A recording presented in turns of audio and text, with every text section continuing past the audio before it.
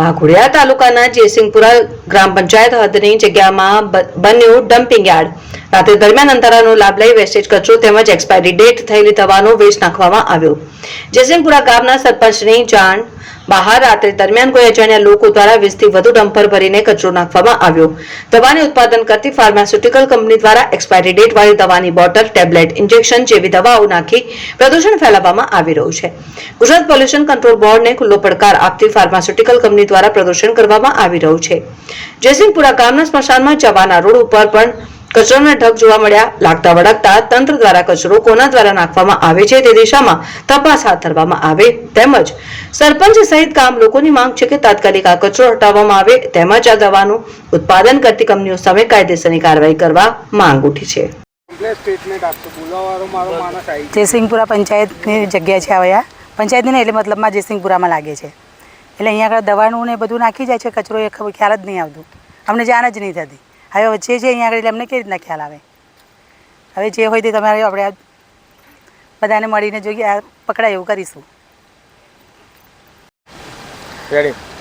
અત્યારે અમે આ જયસિંહપુરાની પંચાયતની જગ્યા સહારા પાસે અત્યારે ઊભા છે.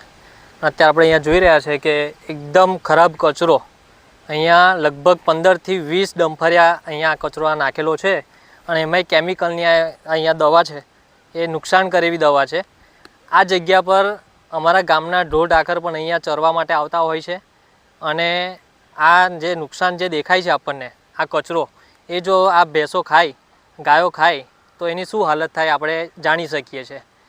થોડા સમય પહેલાં અહીંયા પાયોનિયરની બાજુમાં પણ આવી જ રીતે આવો ઢગલો નાખેલો હતો કચરાનો, દવાઓનો, અને એમાં ત્યાં બ્લાસ્ટ થયું હતું અને બહુ જાનહાનિ થઈ હતી. એટલે આ જે તંત્ર છે એ શું કરી રહ્યું છે ખબર નથી પડતી. અત્યારે અમે સરપંચને જાણ કરી તો સરપંચને પણ ખ્યાલ નથી કે આ એમની જાણ બહાર એમને કોઈ જાણકારી પણ નથી કે આ રીતના કચરો અહીંયા નાખીશું, એમને પણ ખ્યાલ નથી અને આ રીતના અહીંયા આગળ આ રીતના નુકસાન કરી રહ્યા છે. તો અમે ખાસ ગ્રામજનો બધા અહીંયા ભેગા થયા છે, સરપંચશ્રી પણ અત્યારે ઉપસ્થિત છે.